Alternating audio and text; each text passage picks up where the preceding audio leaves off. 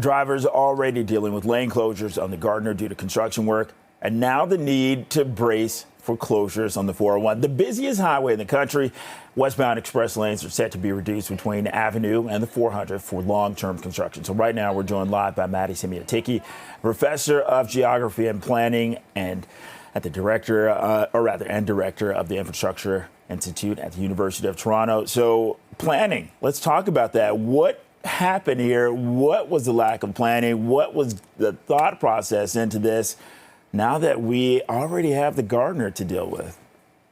How is this even possible? That with the Gardiner, with all the construction downtown, that we're now doing more construction on the 401.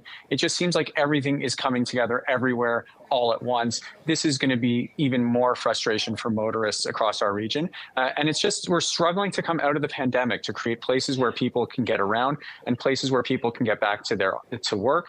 And this is just going to be one more frustration that is just going to exacerbate a problem that is in our region. We know we have among the worst congestion in the world. And no one will be surprised that this is just going to make things worse. What's the responsibility for planning when it comes to all of this? We surely need coordination, and some of these are being done by different orders of government. The 401 and the 400 series highways, those are provincial.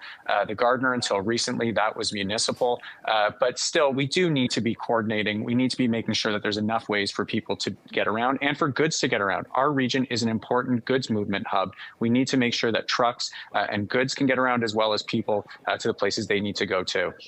How is it possible that these people were not on the same page, and what is it going to take to get them there?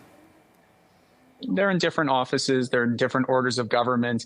They each make their own plans, but surely they do need to be coordinating. We could talk at great length about how they should have meetings where they talk across organizations, where they share plans with each other. But ultimately, we're in a point where we missed a generation of investment and we're playing huge catch up. You also see that the state of good repair of many of our assets are starting to decline. And so this construction, while frustrating, is also critically necessary, and we should reinforce that. We do need to make sure we're investing in maintenance. As frustrating as it is much easier to do it when you're doing it proactively rather than when it's in an emergency state. But nevertheless, it does need to be coordinated so people can still get around, and it needs to be done efficiently. But then there's a little bit of good news. The speed limit is going to be going up, well, where you can, right? Where in this region do people get to drive 110 kilometers an hour? But nevertheless, for those in areas where there isn't congestion, the speed limit will be going up. There are trade-offs even with this plan. It's worse for the environment. Our engines are less efficient at higher speeds. But I think that if it's the flow of traffic and if it can be done safely, I think this will bring motorists at least some sense of relief on our roads. All right, Maddie Simiatiki, professor of geography and planning and director of the Infrastructure Institute at the University of Toronto. Thank you very much. Thanks, Bakari.